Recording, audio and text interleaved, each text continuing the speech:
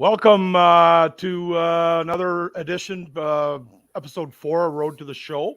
I'm the coach, Johnny Mack, and I have a real beauty for us this week, Morgan Watts. They say that he's the second most famous person from Dartmouth, Nova Scotia, behind the famous Gloria McCluskey. Is that true, Morgan? 200%. 200%, Coach. Welcome, man. I appreciate you taking the time to come out. I'm remote here from Quebec City, so my son's playing in a tournament here. So we had a couple games today, and Morgan's in Dartmouth, and we're gonna chat about his journey and get into some fun stuff here. So let's start with Dartmouth. Obviously, that's the connection we have. You're a few years older than me, but grew up in the same town. Real good place to grow up for sure. And I know your boys are enjoying it too. So let's talk about your childhood and what got you in the game and, sort of where it all started. All right. First of all, thank you for having me. This is, it's great. It's great to see you. Dartmouth, like I said, great town. I'll tell you the story. I start right off the get-go. Dad and I walking lower level Micmac Mall, about 9 or 10 years old. Here's a booth, Dartmouth Minor Hockey Association, looking for players, right? Dad stops, looks at me, goes over, talks. 5 minutes later, I'm registered. Never played my life. And I got my illustrious career started at the Kinsman Arena. I don't. A little cold. They had the big circle clock with the hands on it. Yeah, and the first year I played, they had that chicken coop cage, and I had the old I think it was an SK600 helmet and no visor or anything. I had a mouth guard that went across here, and cold rink. But I love that rink. That was one of my favorite rinks. So started there, and I played house league up to, I think, Pee Wee. Yeah, Pee Wee. I started slowly starting to develop. Had great coaches. God, I had great coaches. I'm going to try to remember a few names here today, and if I miss any, I apologize.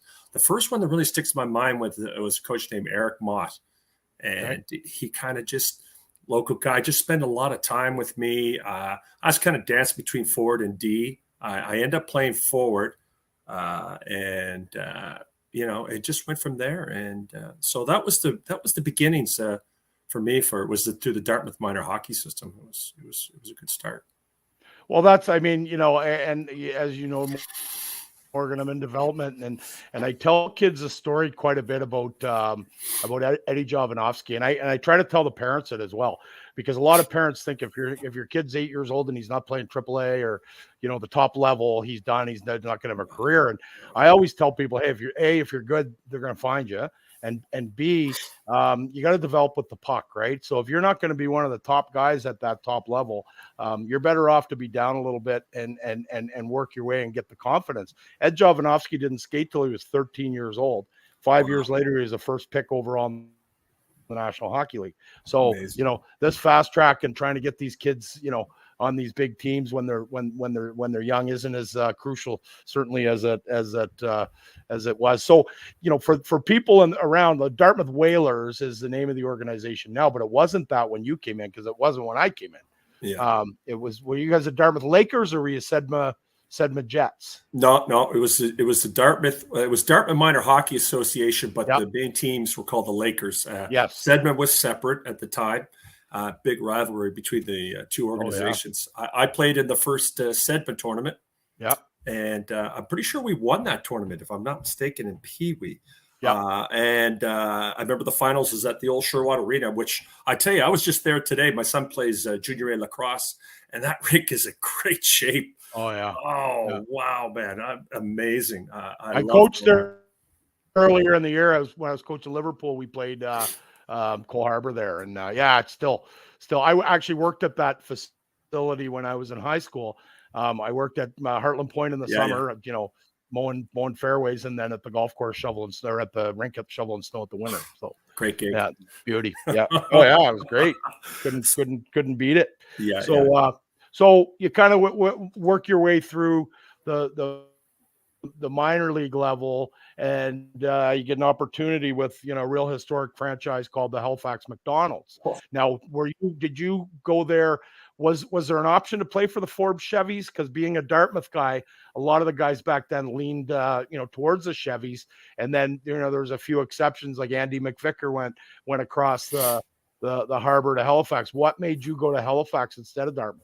Well, it's a funny thing. I tried out for the Chevys. The year I tried out, my first year, I was the one of the last cuts, and I was a first year. They were going with all second years that year, so I got cut, and I still had a window of opportunity, and so we reached out to Halifax, and they were in a rebuilding stage at the time, so it was a perfect opportunity for me to jump in. Daryl Young, you know, Daryl Dalhousie. Daryl was running that show. And I tell you, it was perfect for me because here's the first year kid.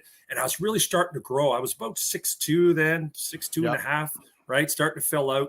And I got a ton of ice time. And that was I tell you, that 1981, 82 year was big for us. It was big for me. That was really when I started to realize that, hey, man, hockey's starting to pay off for me. Because, you know, I was a multi-sport. I played soccer, baseball, I played tennis. I did everything. My dad kept me busy because he wanted to know where I was, right? So that was good. And it pays off. Oh, that's awesome.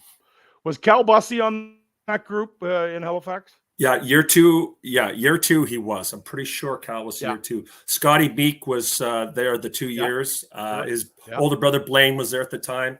You know what? It's so funny. I was digging around the other day. My mom was a big collector. She collected everything.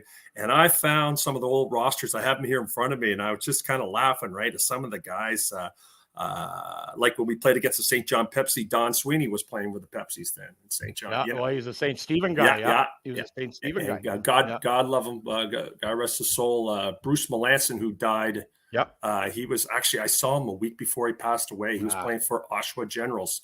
And I was playing for London at the time. And I ran into him and hugged him. I was yapping with him. And then I heard about it a week later. I was like, man, that was. Well, we're at that age, man. We're going to talk about a guy that, you know, both of us were friends with a little later, one of your old London teammates, Bird.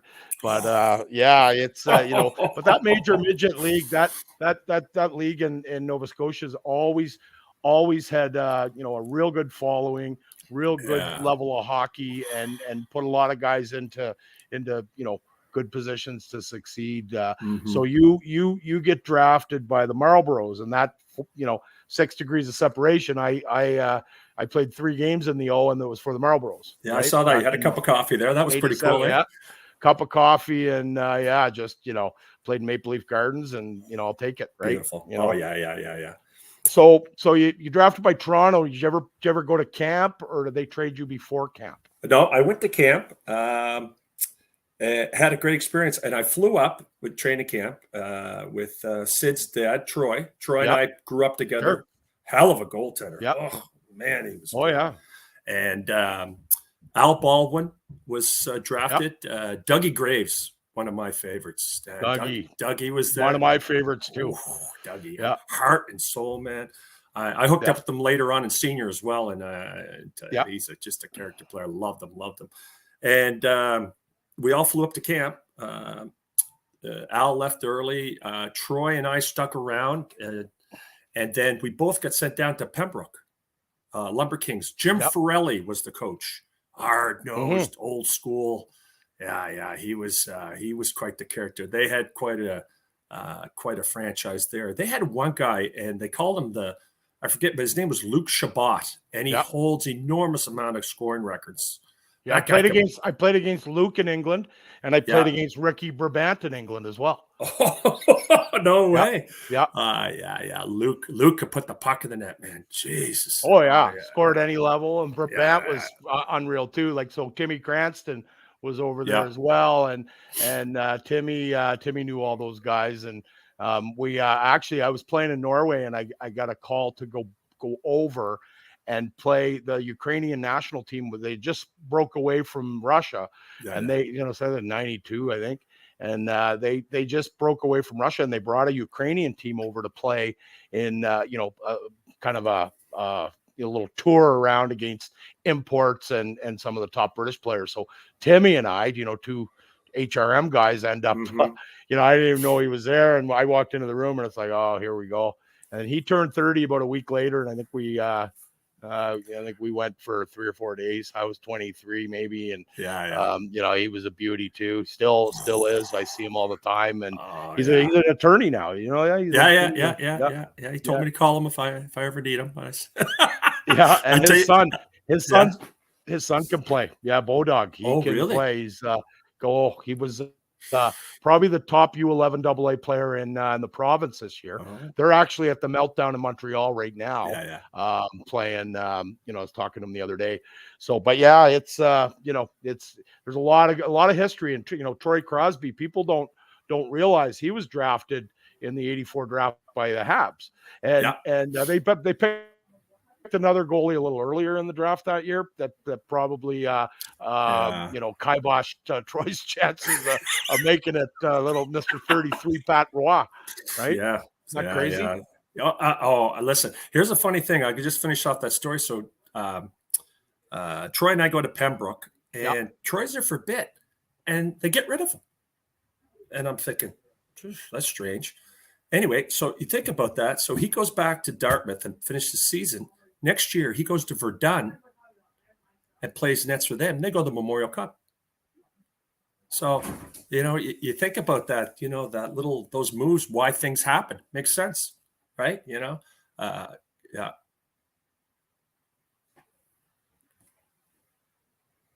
Can't hear you. There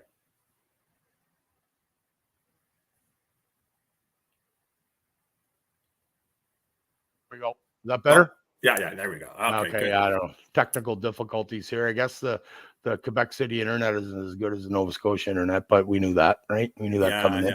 Well, I'm sure Billy McDougall, remember when he was on, his internet was horrible. Billy's great, man. We had a lot of fun with him. And we got to talk about him later, man. I tell we you, will. Yeah, he's on my list. Absolutely. Man, the hands. Yeah. Jesus. So we get it. You get to London. You get traded by the Marlies to London. Yeah. I looked at the roster over the 2 years you were there. Holy smokes! Like, there's a couple that stood out to me. Obviously, Dave Lowry. Real good hockey player. Played. Real. Meat and potatoes. His son's really a good player for Winnipeg now. And Dave has had a good coaching career as well. Rick Barkovich. So Barkovich tried to get me to play in. It was in the East Coast League. I was in Europe, and I want to say it was not Hampton Roads, because Brof was there. It was the other one down around the Carolina, like Raleigh Ice Caps. Because it was before the Canes, right? Barkovich coached there. And then obviously Shanahan.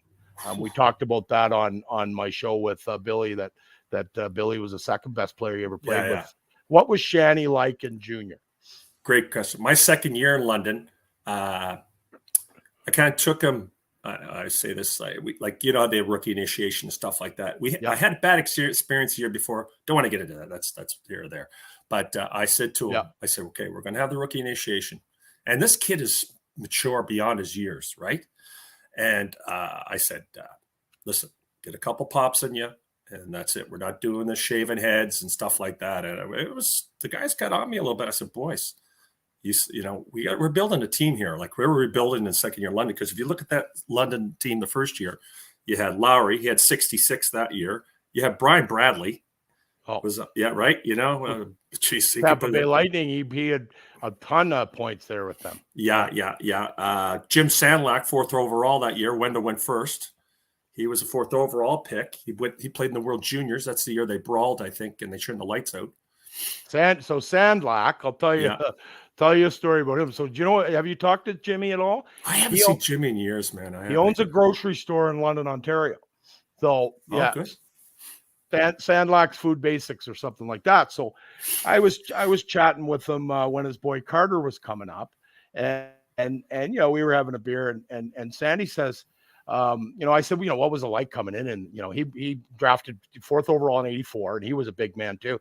And anyway, he tells a story that they're playing Edmonton in the preseason. So, Edmonton, Vancouver, and he's in a stall, a little bit nervous, first crack at the NHL, even albeit preseason. And was it Babbage, Dave Babbage, the captain in Vancouver then? Yes. Yeah. I think he was. So Babbage comes over to his stall and he says, hey, kid, welcome, is going to be fun for you. He says, do me a favor. And he says, sure, Captain, what you need. And he said, please don't hit 99. And he's, well, that's part of my game. Like, I'm a heavy, that's what I hit a forecheck. That's what got me drafted 4th overall. Yeah. And he said, yeah, but he said, you're better off just to angle him, give him a little bump and get in his way, but please don't hit him. And he said, well, why? He said, because if you hit him, he said, Dave Semenko is probably going to come out and cave your head in, and then we're all going to have to fight. And he said, it's just not worth it in the preseason. We're going to have to do it 6 or 8 times in the regular season. Let's not do it now. That's what he said. He got told, don't hit him. Don't hit him, he said, because it'll end really poorly for you. Oh, I love that. And then his boy's referee in the NHL now, Carter. Oh, really? Yeah, it came up with there was a little controversy about it because he came up with the Guelph Storm. He was a real good junior player. Got drafted into the National Hockey League by Carolina, and there was an assignment earlier in the year. He was in the American Hockey League reffing, and he got his first crack in the NHL. And his first game was reffing the Carolina Hurricanes. And people, there, the internet. Oh, you can't have. He was drafted. Most of the guys that referee were players, right? Yeah. They played and even more so now. There's not a lot of guys that kind of go through the system referee, and they're looking for guys that, aren't going to quite make it, because a referee is a real lucrative, the Koharskis quite well, right? They all did well. Yeah. They all did real well and had great, long careers, reffing and, with integrity and things like that. So go back to London here. So first year in London. Yeah. So first year in London, we had like an amazing team, like Bird Dog. Oh God, I just loved. I'll tell you, I got to tell you a quick story of Bird Dog. So second year training camp, they drafted his brother, who was a nutcase. Brad, right? Brad. Yeah. He's acting up in tryouts. Okay, so Bird Dog's on my team. I go after his brother and fight him. Then Bird Dog comes after me and tries to fight me. You can't fight my brother. And I'm like, Bird Dog, we're on the same team. And he's throwing punches at me. And it was just crazy. I was like, I can't believe this, man. Like, why is he throwing these punches at me? And then he kind of cooled down afterwards. And Dougie McLean was there then. Dougie, Florida Panthers. Sure, of course. Dougie was him and Don Boyd were the coaches. And Dougie looked after me, Maritime boy. He's always been good to the Maritimers all the way through, right? Yeah. I got 2 shifts a game, maybe 3. I watched some great hockey. Don't get me wrong, right? Front row seat. Oh, I tell you, I play with 2 beauties. Kevin Evans. Yeah. He holds the record, I think, 685 minutes of penalties. Wow. One season, I think he was it was the old International League, I think it was. Remember? Yeah, the I. Yeah, the I, right? Played the I. Just a monster. He didn't care. And Kevin Smith, he had a cup of coffee, and he was a good guy. And we were the 4th line. And we got it once in a while. It was fun. But like I said, just on that line, Jeff Reese was in nets, Toronto Maple Leafs, right? Yeah. Jeez, sure. Yeah, they had a good, and we picked up this is great. I can tell you this story. Paul Kenny, Newfoundlander, he was our backup goalie. Crazy. Here's the story. So when Paul found out he was going to play, he would get sick. Yeah. Like he would vomit. He'd get up, he'd run right into the bathroom, and you hear, and then he'd come on and he goes, all right, boys, I'm ready. And he'd go get his gear on and go play an amazing game. He was drafted by the LA Kings. But I tell you, we went to the Sioux that year. Sioux was 32-0. They had Proby, Bookaboom. They had Brent. He would wear a headdress and warm up, skate around, right? Wow. Yeah. So we show up to the Sioux, And a lot of people get the Sioux flu, right? They're afraid, scared to Yep. death. Tough place to play. Yep. So we get there, and Don Branks was the trainer. Branks, Famous, beauty. Branks. Branks was I think he did about 3,000 games in the O. Oh, Branks and I was always learned, if you're going to play in the OHL or Major Junior, I was told early, be friends with the trainer. Yep. The trainer will make or break you. And I got really good friends with Don. I would show up around 2:15 every day. He'd throw me the keys to his Camaro. Watsy, go get me my quarter chicken fries, Swiss Chalet. I go get it every day, come back. My gear was all, my skates were perfect. Yeah. It was awesome, right? And so anyway, Branks, so we're walking into the dressing room, and the Sioux, he puts his hands and goes, everybody stop. Like, what? He takes his shoes and his socks off, and he starts walking across the floor, and he goes, looks up, and there's sand on the bottom of his feet. They're trying to dull our blades, right? They spring. He goes, get me a broom. By the time he's finished sweeping up the room, he's got this little pile of sand about up to here. Oh, yeah. Cleans it up. He says, okay, boys, it's good. Let's go. And I'm Crazy. like, how does he think of this stuff, right? Yeah. So when you've been around that long. Oh, yeah. And so Probert's acting up in warm-up. He's crossed the line a bit, right? And Paul Kenny would skate with a stick underneath like a gun, and he'd skate back and forth. And if anybody come along, he'd just punch him right in the head, right, with the blocker. And he was wound up in the warm-up. He'd come out and he goes, I'm going to kill that son of a bitch. You guys got to start me. I want him. And we're like, oh, my God, right? And Steinsey, Trevor Steinsey. Yeah, sure. Steinsey took him on that game. Oh, I love Steinsey. That guy's Trevor was a warrior, man. And a great coach. He had a wonderful career with St. Mary's, and he just he ended up in the East Coast, and after playing in Halifax, which a lot of guys do, of course. Yeah, Killer was there. Yeah. Oh, yeah, no, that was what we did, just to talk about that Sudbury. So my 3 games in the O was home against Oshawa. Yeah. And a Tuesday night Maple Leaf Gardens, and big brawl broke out. I wasn't on the ice, but brawl breaks out by our net, and it was Kirk Tomlinson with Oshawa came in, and he was fighting a guy. Jeff Hackett came out of the net, blocker, everybody on the ice, and then they had a guy named Scott Mahoney. Do you remember him? I think yes. Yeah, so Mahoney was known because he had big long fingernails. So he got Chris Gavaderis, who was a first rounder the next year to Hartford. Yeah, he got him down, and they back then, you'd do what you had to do. Anyway, Mahoney gouged him from the forehead right down the face. He had 5. It looks like he had 5 lines of lipstick down his face. The blood, eh? So anyway, the very next night, so that's Tuesday night at Maple Leaf Gardens, right? We play Oshawa. The very next night, the Minnesota's in town. Yeah. And Tomlinson was a first rounder to Minnesota the year before. And they had a brawl or something in Detroit the night before. So they came in short guys, and they emergency called up Tomlinson from Oshawa. Right. So we play against them one night, and then we're at the Leaf game the next night. Brophy's a coach in Toronto. And all of a sudden, there's Tomlinson's out there, right? Yeah. And he was suspended from the OHL for his behavior the night before, but he was eligible to play in the NHL. But that was the only NHL game Kirk played. That was it. Yeah, really? Never got another sniff.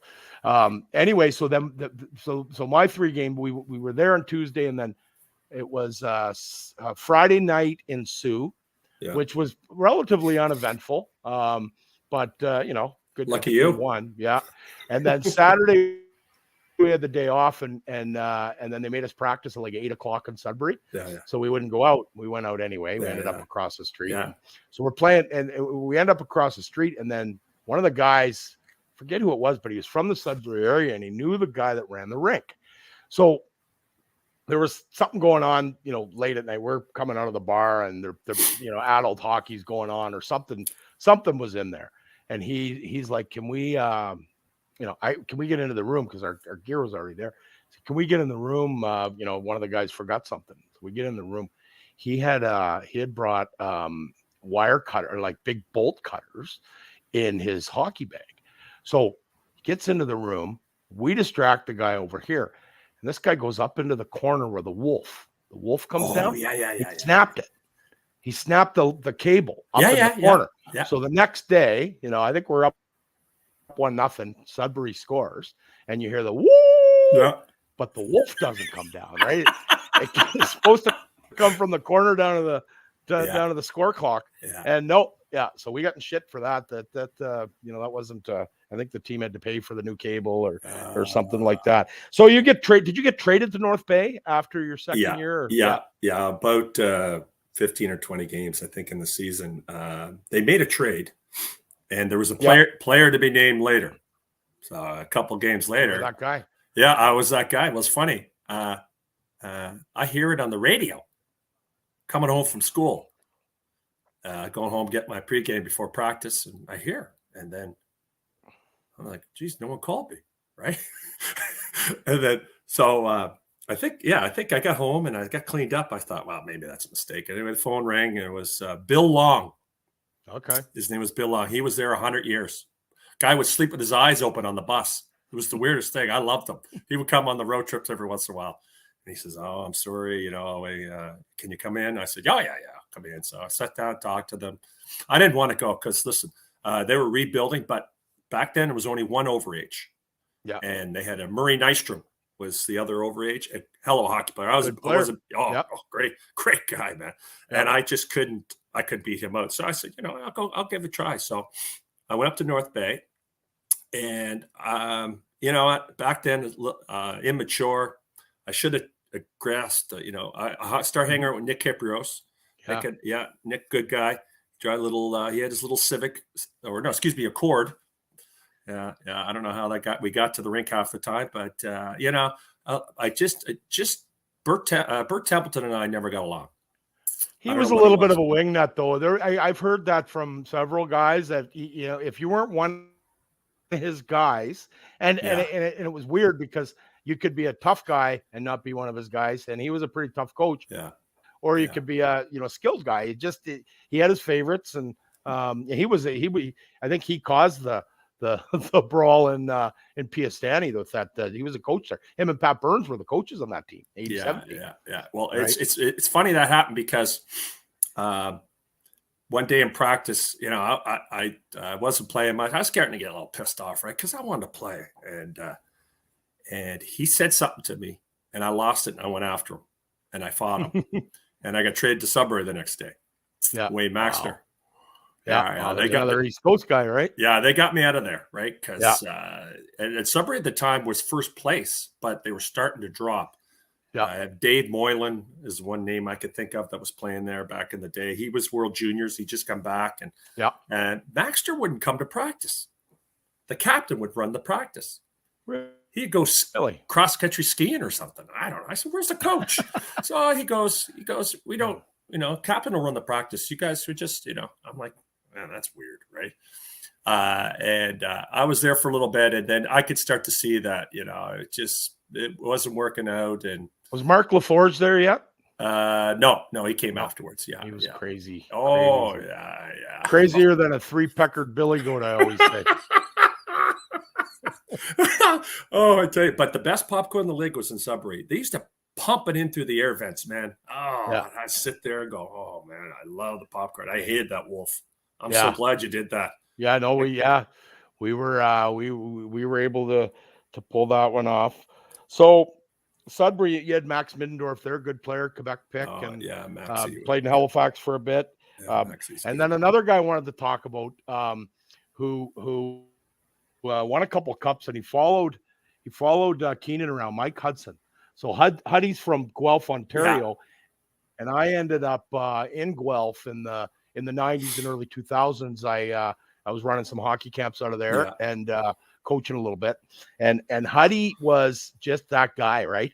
He was when you try to teach your kids how to play the right way, a guy like Huddy is the perfect example, right? Wow, always on the right side of the puck. Yeah, real good teammate, gets pucks deep, gets pucks out, right?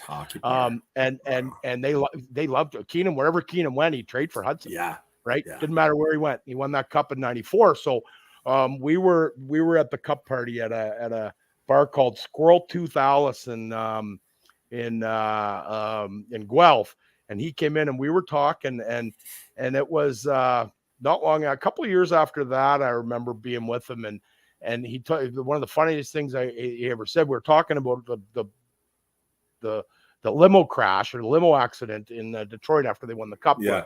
where Konstantinov got banged up pretty good and never been the same.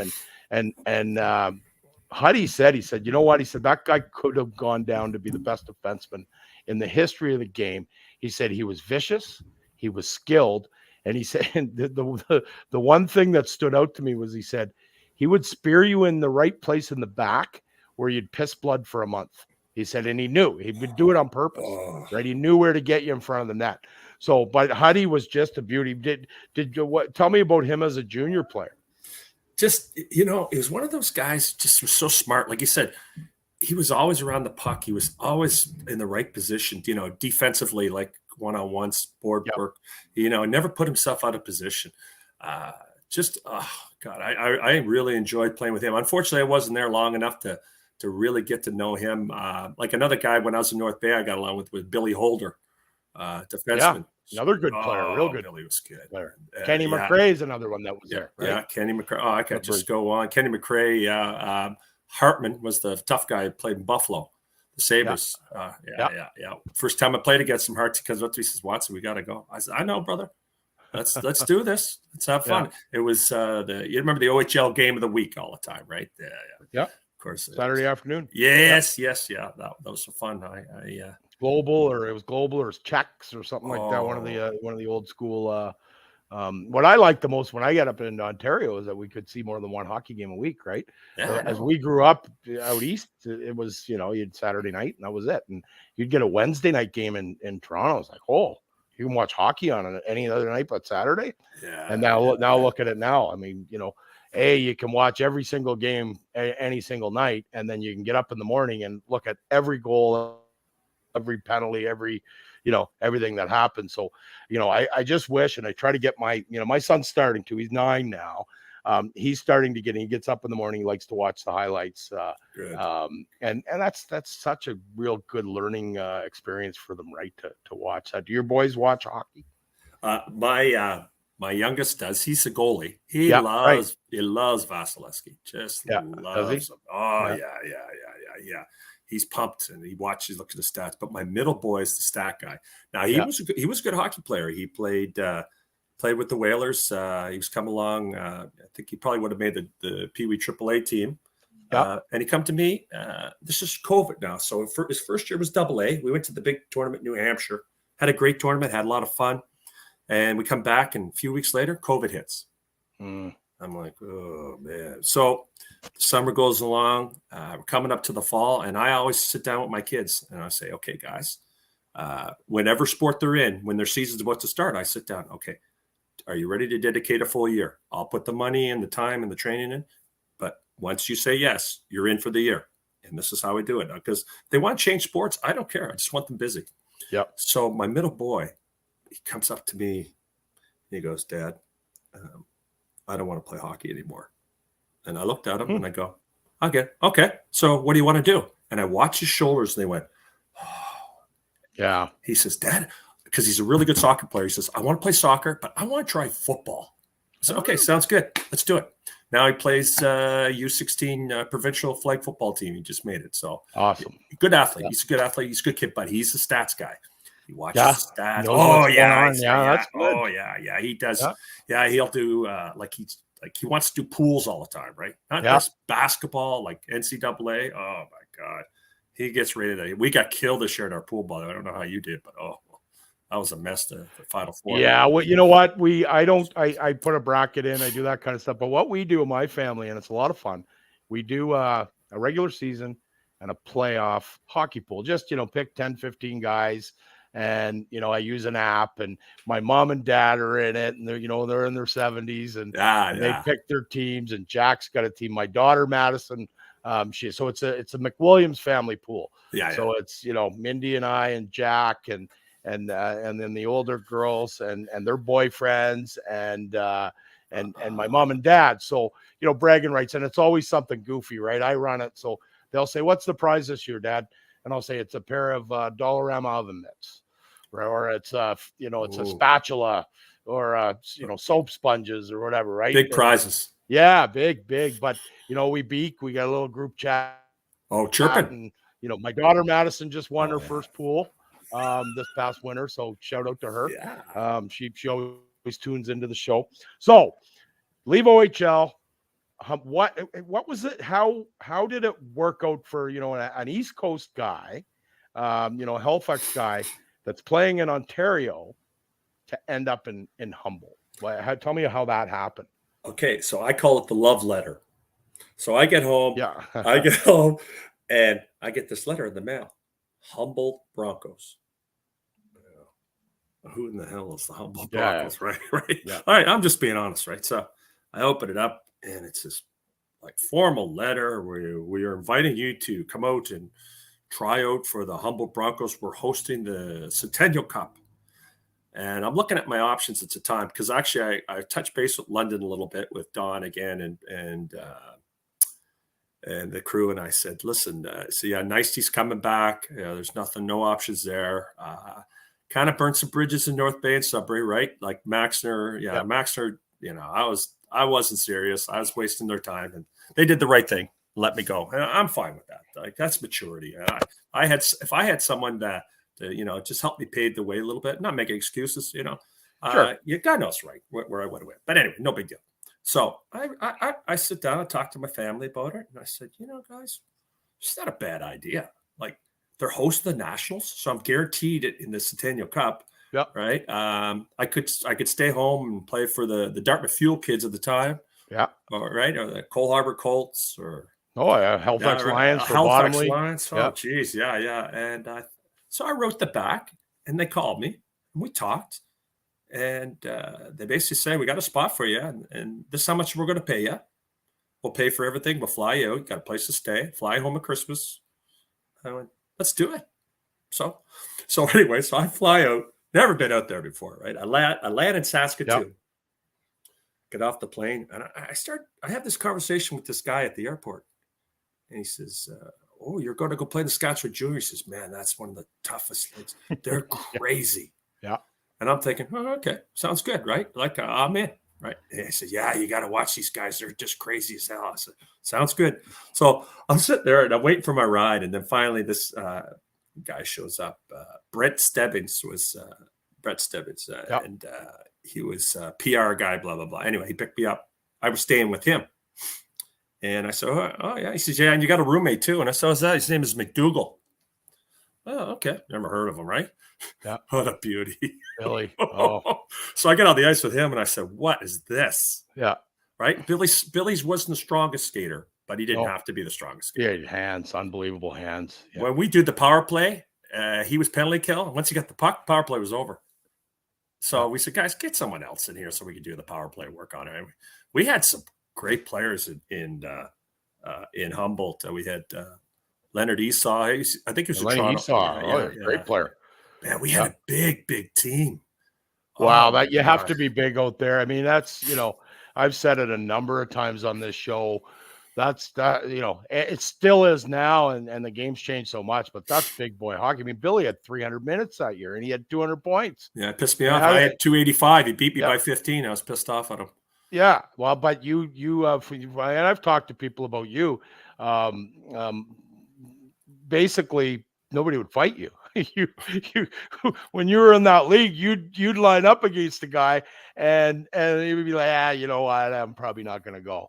Right. So there was more guys that turned down fights than actually danced with you. Right. There's still obviously some nut bars, but that's a great part of the country. For anybody that's not spent, my wife is from about 45 minutes south of Humboldt. Yeah. And just tremendous area, hard working people and farmers, and they love their love their hockey. Senior hockey is still thriving in that area, right? Like there's teams in towns that have 500 people in the town, and 300 are showing up for a senior game on a Saturday night, and the bar's cooking, and they're making hamburgers. Real tough. So I want to make this a little serious.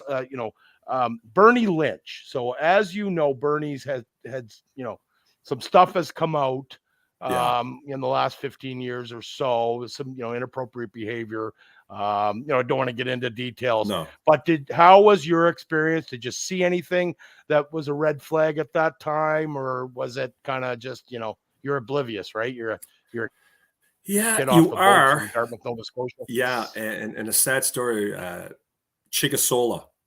He just Yep. I don't know if you know the story with him, but there was something going on, but like we didn't know. And like I Right. said, we just kind of went. We Yep. weren't sure, but Chigasola was Bernie was something was going on there. He was a Yep. mess. He was, Mhm. he would be struggling. He'd be nervous coming to the dressing room. He'd be, and he wasn't telling us anything really. He's just, Yep. Bernie's bugging me or Bernie's on me or something like that. We weren't really focused. But really, Donnie Clark was the leader of that team and the coaching. Like Yep. Donnie to me, he's one of my, and God That's rest his Wendell's soul. brother. For Yeah, those who Wendell. don't know. Yeah. Donnie. And he coached for Donnie passed away a couple of years ago, Yeah. and he coached in the Western League for probably 20 years. Yeah. Right, Yeah. real popular guy for Yeah. sure. Yeah, that was Yeah. tough when he passed. Yeah, and then of course, the Blades at that time. So when you're in Humboldt, you got Kevin Kaminsky, you've got Wendell Clark, Kerry Clark, right, Sparky, or yeah, I mean, there was some that that was no joke hockey either. And then you look at a guy like Kaminsky that carved a niche out in the NHL because he literally would fight anybody. He wasn't very big, but he didn't care, and he'd fight you till death. He was a 55 goal scorer in the Saskatchewan Major Midget League. He led the league in scoring for the Saskatoon Blazers. Yeah. Right? But guys have to adapt and so how did the Centennial Cup end up? Well, we went through the round robin and we played the Richmond Sockeyes in the finals and we lost the game. Who'd they have? Was Brett Hull there? No, here, I got to tell you, I just found the thing of their team. Their coach was Orland Kurtenbach. Oh, Kurtenbach, yeah. Wow. Dave Tomlinson. They didn't really have many, real big names that I recognize here. There was another guy here, Matt Harvey, was a big player for them. He ended up in Winnipeg. Yeah, Matt Harvey. Yeah. I tell you what was the story with this guy. They had this goalie, and I'm just trying to see if I could see his name now. He stood on his head against us. See, what happened was we played, and you had Brian Prop on there, if I'm not mistaken, a few weeks ago. Yeah, Yep. Brian played for the Melville Millionaires. He did. Yep. And he held a bunch of scoring records until Mr. McDougall came in and changed that. But so we went, I think, 64 and 63 and 5 or something during the season. Like just a crazy, like what a team we had. Just crazy, And so we play Melville Millionaires in the first round of the playoffs. We lose the first game. Oh, everybody's, oh my God. The sky's falling. Then we won 16 straight after that, swept every series. Wow. Oh, yeah. Woke us Who up. else did you play that? Who else did you play in that round? Played them. We played Yorkton. Good, real good program. And then we finished off with the Lloydminster Lancers. Oh, wow. They're not around. So Lloyd's in the AJ now, Lloyd Bobcats now. Yeah. Well, there's a line goes to that town, isn't there? Something like that. Yeah. Just like up in Flin Flon, Creighton and Flin Flon. I thought I was on the moon first time I went there. Yeah. They throw the moose leg on. You ever see the moose leg go out? No. They used to when they'd win or score a goal, a real moose leg fired on the ice. And then they were playing a real good buddy of mine, and I actually asked him about you. He grew up in Humboldt.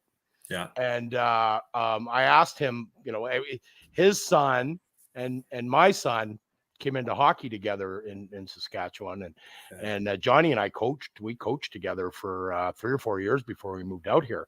Yeah. And he's a head scout and assistant GM of the Flin Flon Bombers now. And I asked him, I said, do you remember, Billy McDinn? Johnny be about 44 now. So, when you were there, he would have been a kid, right?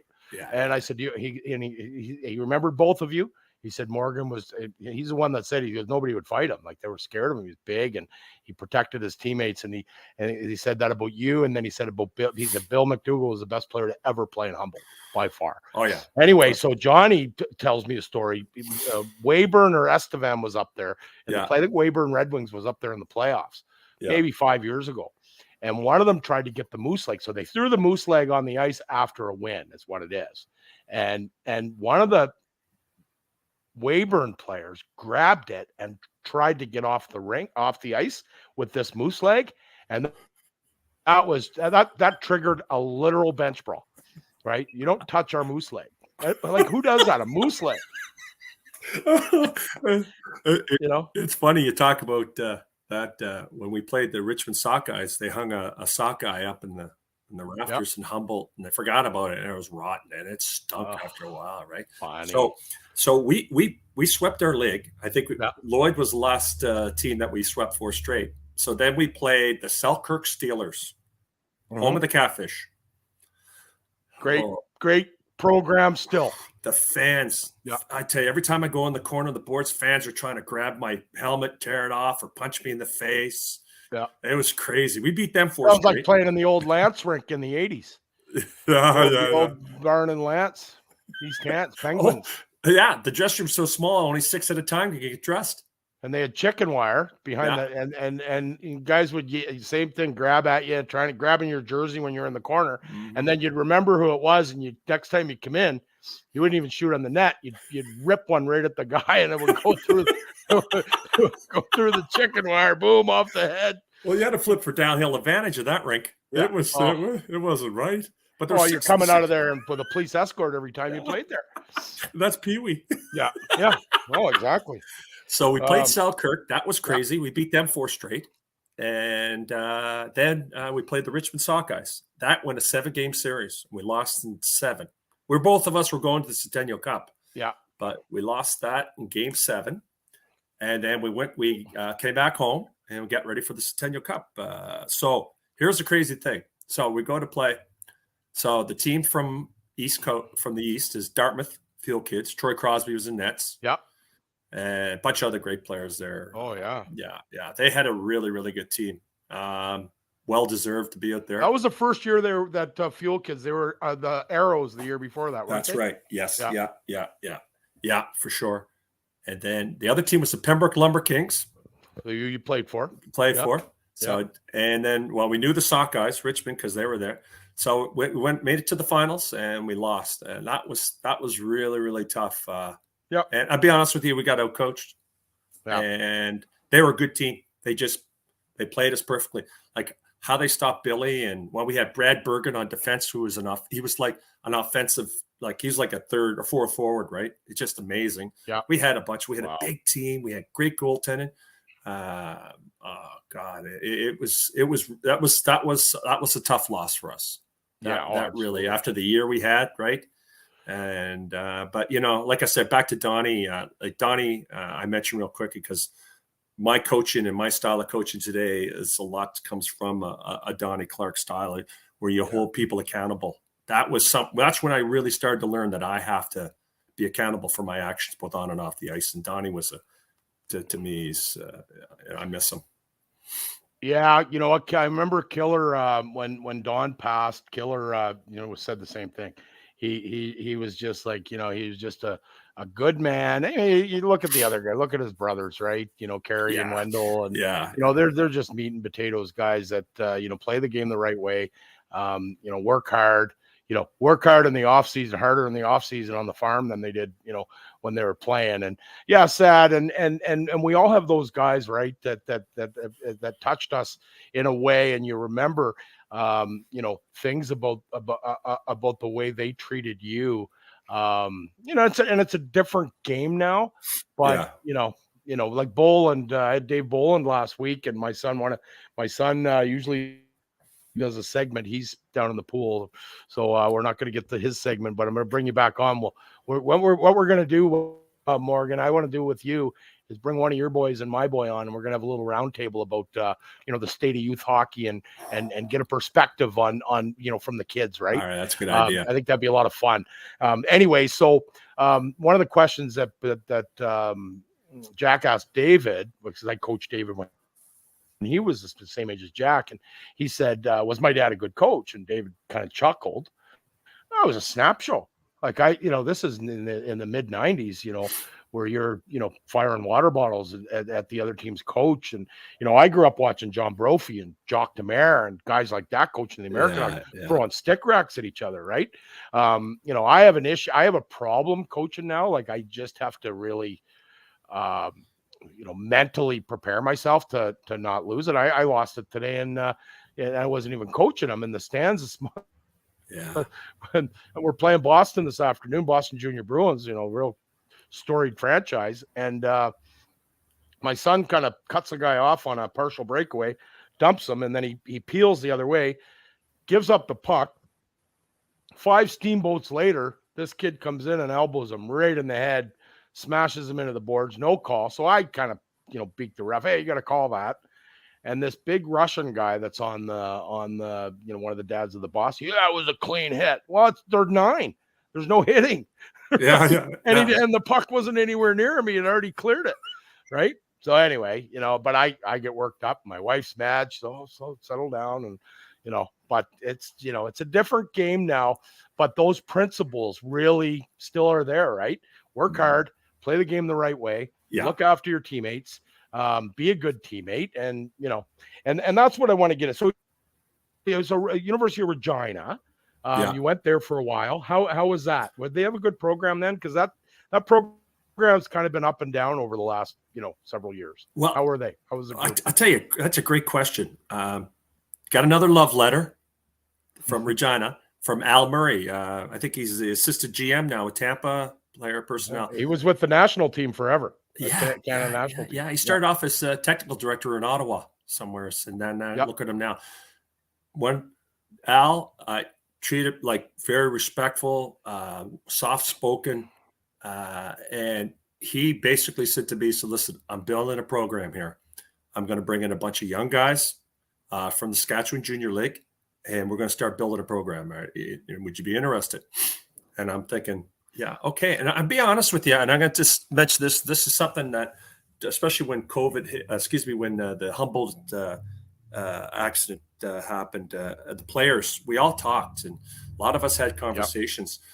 And there was some guy, like there was a lot of talent on that team, but no one got offers. Yeah. And the rumor was Bernie was bad-mouthing, telling everybody that the players were all bad. And and I'm thinking, like, there was some talent there. Yeah. And there was a couple players got offers, right? But Billy went to the Newfoundland Senior League. How's he not playing in that? How's he not in the American League then? Right? There was signed somewhere, right? Yeah. And that, that absolutely, that's messy. We all start talking, right? Al Navikoski, about 6'5". He went to Ohio State, but he already had a scholarship. So, but I keep in touch with Al all the time. He's out in the Silverbacks out there. Is it Salmon Arm? Is it? Yeah. And BC League. I got a kid down the street here, Carter. Carter's one of the goalies there. He's from Dartmouth. Okay. Oh, yeah, he's good. I hope he goes in the draft this year. He's a good goalie. Anyway, Carter Richardson. Anyway, but back to the story. Talking about Al. So I start with the team, and we're not doing well. We're getting close. A young team, but the guys are, they're more worried about, let's having fun and stuff. So we play U of S, big rivalry, U of R, U of S, right? And so we show up to the rink in Saskatoon. We forget our jerseys. I'm like, so we're wearing their away jerseys in the game. We had nothing. Yeah. We lose 18-2. And I'm at a point where guys are laughing after the game, and I've lost my mind. I've had enough. Babcock was the coach there then, wasn't he? I think he was, yeah. I think he was. Before he went to Spokane. Yeah. So I'm pissed. And I come out, and the guys are all laughing around the bus, and I lost my mind. I said, everybody on the bus. They all look at me, get in. I told the bus driver, I said, you out. I'm driving.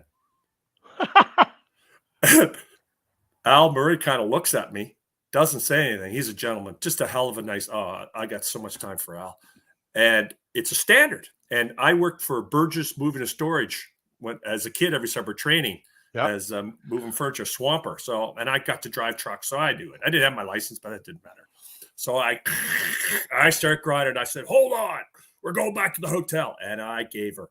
And every time we went around the corner sharp, I could look up, and all the guys had their hands in the air, and they would go from side to side. The bus driver never said a word to me. They scared you. I was mad. Oh, I couldn't believe it. You guys got to start taking this serious. I was so mad. And I pulled up. I said, get out. And I walked out, went and got my gear, went up to the room. And I sat up there that night and I said, you know what? My heart's not into this anymore. I'm out. Yeah. I think it's time for me to focus on my education and, start, let's do something else. So I did. And I went to U of R for 3 years, never graduated. My father's had some health issues, so I moved back home after that. But and that's when we met. And I don't know if you remember this, but I've told this story 1,000 times over the years. So you and I met, and you're 4 or 5 years, 3 or 4 years older than me. You were gone kind of when I was coming up, and we missed each other. But before I went to Europe, I went to a skate. I was looking at playing for the TSN Bearcats in Truro, and you were as well. And we were and I knew who you were, right? Morgan Watts, like next to Glory McCluskey, right? So I'm like, oh, this is a big deal. So we're in we go for a skate, and it gets heated. There's a couple of battles right out there. I made sure I steered clear of you just to make sure. Anyway, we get in the room after, and there's about 8 guys smoking in the room. And you come in, and it's the best line ever. You said, "Is this a hockey dressing room or a fucking bingo hall?" That's what you said. I remember that. You remember that? I was like, what? Because I hate smoking. Bingo hall? Yeah. Like, really, boys? Just like classic. I've used that line. I've credited you with that line 150 times since then. So that would have been what, 1990, 91 around there? Yeah, 91 or 92. Yeah. So did you play Truro that year? Dave Orleski, the coach. Yeah, I knew Dave. Yeah, the O-Dog. Dave worked for our hockey schools. Yeah, he was a beautiful. Oh, beautiful! I remember him when he played for the V's. The big mullet and big mustache. Yeah, he was a hero of mine. And handsome. Up. Oh, so handsome. Yeah. Anyway, yeah. So I played with him. I played there till I think Christmas time. I was driving back and forth. Yeah. And I was trying to find some work. Kind of, you know what? You're in that kind of pinnacle in your life. What am I going to do? Right? What am I going to do? Yeah. I wanted to start working in the offshore, in the oil and gas, and trying to get in there. Yeah. And then, so I got them to release me. And then Eddie Malloy comes calling. RCMP, right? Yeah. Is it RCMP? Come play with me, and you got all the gears for free, and I'll pay you. All right. Okay. All right. So they had just come off winning the Nationals championships the year before. And I tell you, I always say this, and as a coach, one of the first things that I make sure happens is the dressing room is good. Because if the dressing room's not good, all the stuff that you're trying to do lead to that journey, not a race, that journey 100%. will make a difference, but it starts in the dressing room. And that dressing room was solid. That was. I mean, I can name. I was a fan of that team, right? I was a kid. Like, you had the Kosser brothers. Fossil and Darren, yeah. Laurie Cuvalier, right? Laurie Cuvalier. I mean, that guy should have been in the NHL. He was a Dartmouth police officer and just an unreal defenseman. Like, Reggie Bowes. I'll tell you a story. I got in a fight with Reggie Bowes at the Al Lake was a buddy of mine. Yeah. Right. So Al Baker, was. Yeah. So Al, I'm St. Margaret's. A couple of years later, I was in Europe. Was trying to sign me, and we Dartmouth's over there to play St. Margaret's, and Laker was playing for St. Margaret's, and him and Bowes got into it on the ice. And I said something. I was half drunk, and I said something to the effect of, Reggie, I don't know if I would pick that fight if I were you. Just kind of talking up in the stands, right? I wasn't playing. And apparently Bowes' best buddy was sitting beside me. So, the game ends. By the time the game ends, I'm fucking fall down, right? I've had 30 beers or something like that. The owner's trying to sign me. So he's pumping beers into me upstairs at St. Margaret's Bay. So anyway, Bowes comes up, and we had had issues for years. He comes up, he goes, "Oh, you a lake lover?" Something like that. And I'm like, "Fuck off, Reggie." You know what? That kind of thing, eh? So he throws a punch at me. We go in the bar at St. Margaret's after the game, just sat there and traded, right? That's fine. They break it up, They kicked us both out of the rink. An hour and a half later at the Palace, we go again. Right? We were in there. We just saw each other. That was it. Doop, doop, doop. No. And then we were fine. You know, Yeah, it was one of the way it goes. But so were you in that game? So, I wasn't playing, but I was home, and Dartmouth is playing Truro, and it's like game 6 or 7 in the playoffs. I'm pretty sure it was after you went to Dartmouth, and you're playing back against Truro in Truro. I'm at the game, and Dartmouth's up 5-3. They're going to eliminate Truro at the end, right? And they put the puck at center right. There was a penalty shot called for Dartmouth, right? Mhm. So they put the puck at center ice. Laker jumps the bench, grabs the puck, and goes in the other way, right? Penalty shot's supposed to be on his team. He goes in. Alan Perry was the goalie, and he was in the World Junior for the U.S. the year before. Yeah. Laker comes in, head-high slap shot. Goes over, challenges the Dartmouth bench. Dave Fader jumps out. They go, and then it's just on. The trainers were fighting. Were you there? Were you at that game? I think that was the year after. I'm almost certain because I wouldn't remember it that. Was nuts. But Fades could throw him. He surprised Oh, everybody. yeah. Well, he was the only one that came. Laker challenged the whole bench. Yeah. Fades Dave went right out. Yeah. He could. He was a good player too. Right? How He many hell of an guys athlete. could have made it? You know, if they had the we really didn't have the education, and we didn't understand the way it worked back then, right? Yeah. I didn't know that when the Marlies called me up, I had no idea that if I played those games, I couldn't play college in the US.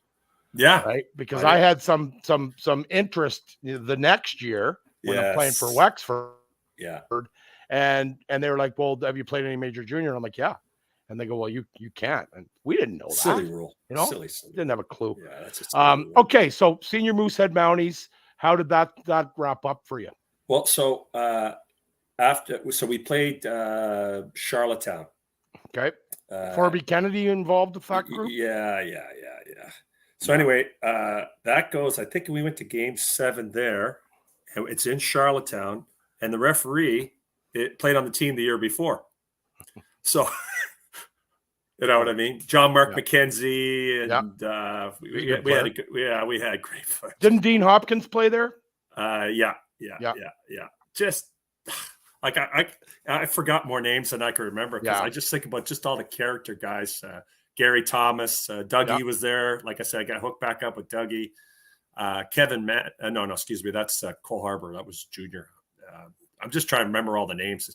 They're slipping me, all the guys. Oh, it was Eddie Malloy was the manager and Bobby Boucher was the coach, right? Yeah, Bouche. Love Bouche. Oh, I got to tell you a story.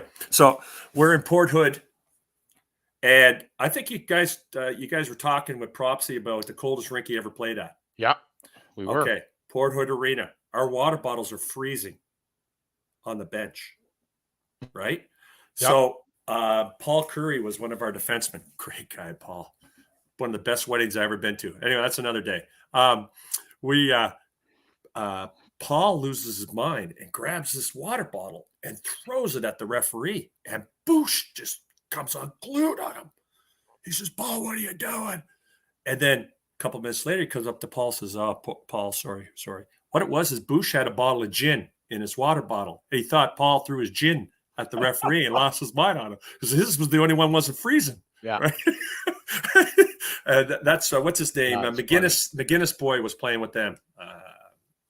Rob. Yeah. Rob, Case. Al's brother. And he had a harder shot than Al. Yeah. Good hockey player, man, too. Great hockey But player. You didn't know you didn't know what was going to happen with him from shift to shift, right? But what a rink that Port Hood Arena was. Oh, Jesus, cold. It was almost as cold as I played for half a season in Milestone, Saskatchewan, senior, just outside of Wilcox. 500 people. They had 2 rinks. Crazy. And that was the coldest rink I ever played in. It was crazy. Lost you again.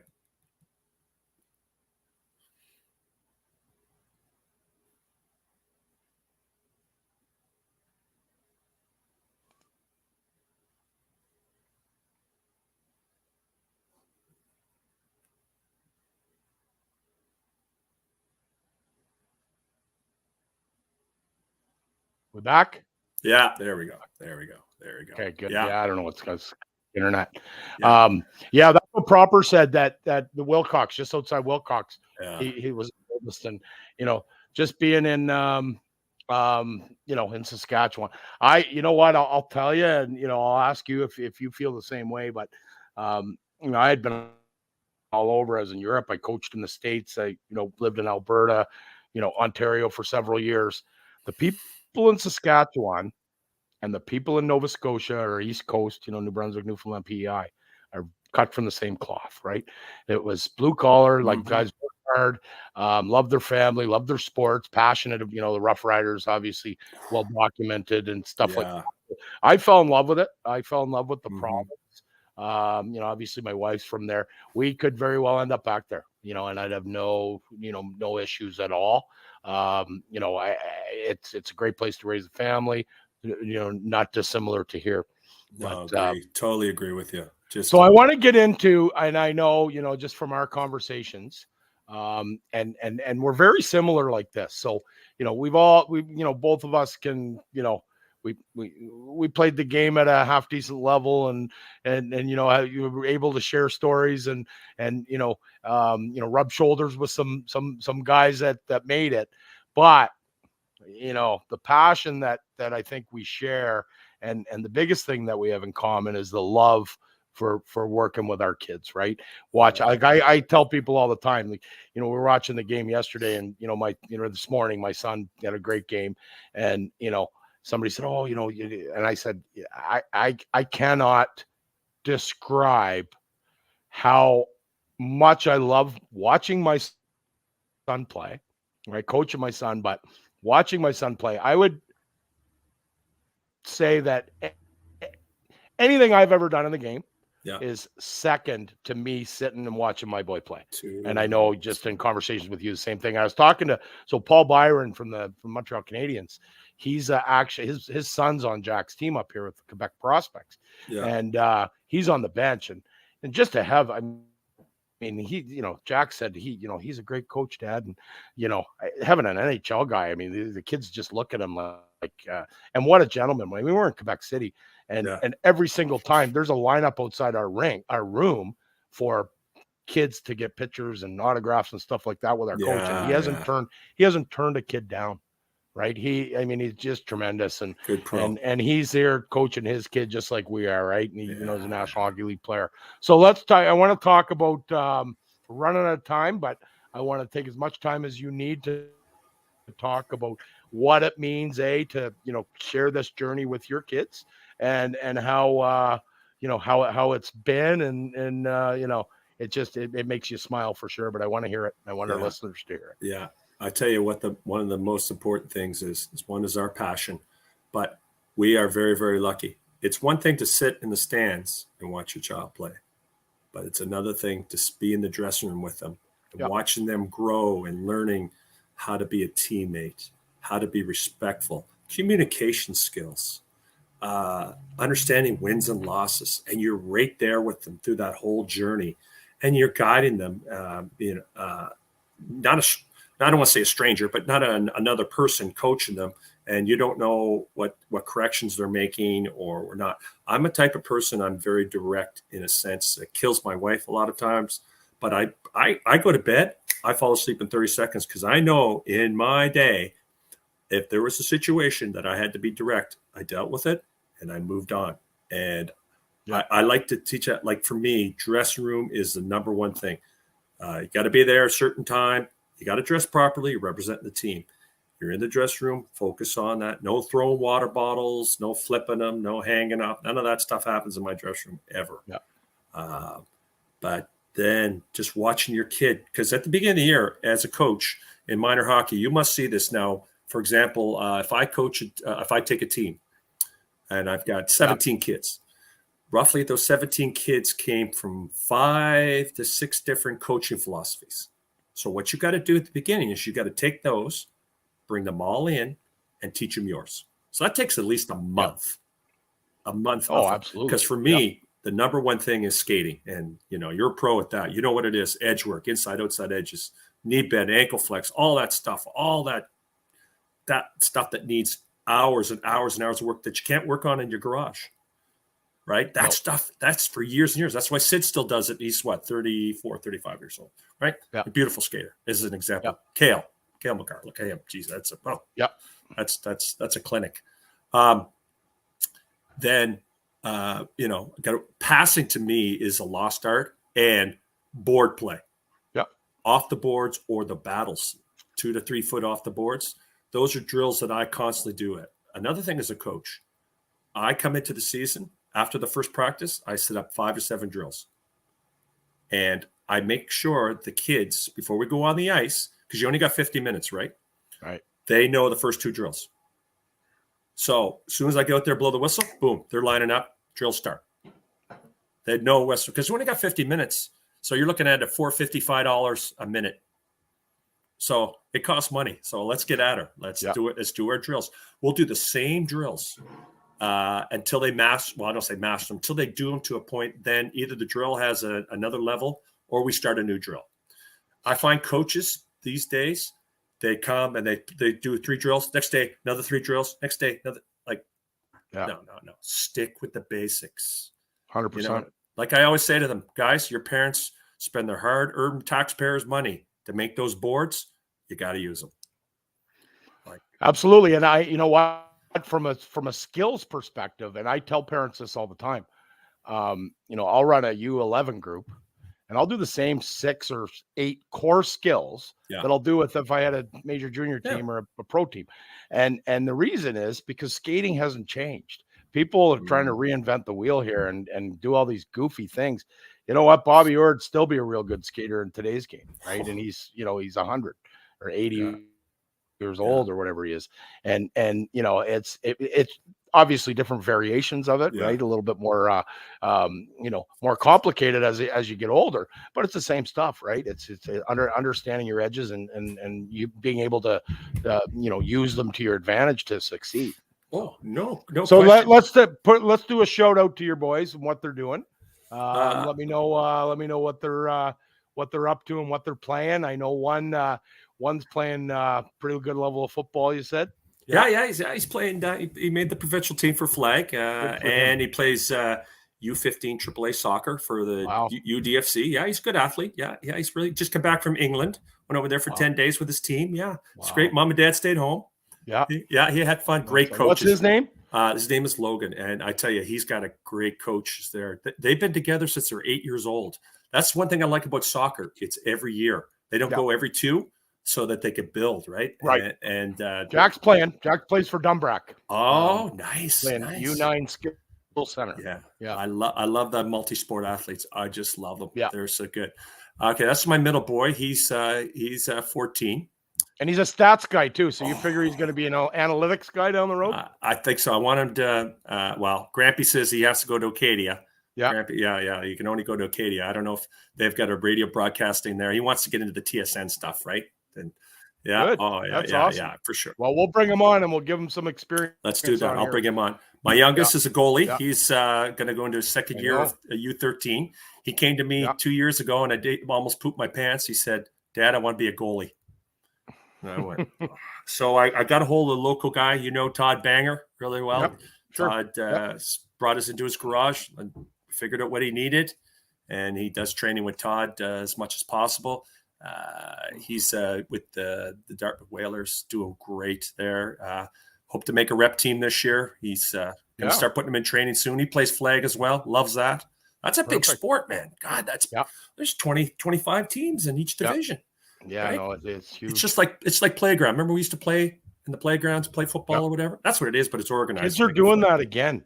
My wife just came up here to the room and told me that Jack is outside playing football. It's dark. His team's outside playing football. That's perfect. And my oldest one, he's 17, Cameron. He plays Junior A Bandits lacrosse. Oh wow! Yeah. He's got the mean streak in him. Is he your size? He's got your size. Yeah, he's about an inch shorter than me. So good. Almost 190, 195. Nice.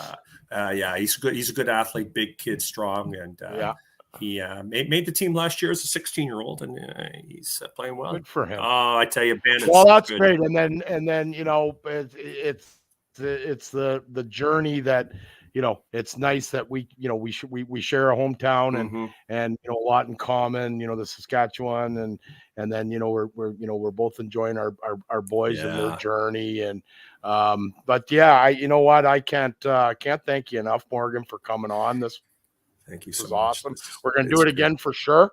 With the boys, or you know, we'll figure out some sort of a panel. But I just wanted to thank a couple of our sponsors, of course. You know, they pay the bills, and I'm just going to run through those, and then we'll call it a night here. Let me see here. What do I got? I got to scroll back. That's all right. You and I are so tech savvy, right? Oh, I know. Brutal. Yeah. Just terrible. Oh, I love it. I'm almost there. Yeah. So, yeah, I mean, we've got some codes for, you know, some discounts. So, you know, Road to the Show is brought to you by Old City Sports Network, and they're great. There's a bunch of other shows that you can check out. You know, there's the Philadelphia Flyers show. We got Center Ice, the Toronto Maple Leaf show, Phillies. Go to oldcitysports.com for all your favorite OCSN podcasts, articles, and much more. We're sponsored by Fanatics. There's a code there. row1brand.com. Use promo code OSCN15 for 15% off your vintage sports paintings. They got some real cool stuff. norsebeards.com, OCS for 25% off your beardsman products. righteousfelon.com, OCSN for 15% off the best jerky around. And we're also brought to you by the Sterling Pig Brewery, Neshaminy Creek Brewing Company, Hangman Brewing, and Bright Path Brewing. Their links are in the description at the Old City Sports Network. So thanks to Jesse and the group at Old City for keeping the lights on, keeping us on the air. And again, I want to thank my guest Morgan Watts. It was a pleasure, and you know, we'll see you soon, pal. Take care. You take care. Wear your seatbelt on the ride home, eh? We will. Right, yeah, it's gonna be a long. If we're in the final tomorrow, it's 4:30, and so we're gonna wheel in about 3 a.m. To HRM, but it'll be worth it if we win the thing, right? Yeah. All right, take care. Thanks, brother. See ya. Take care. Yeah.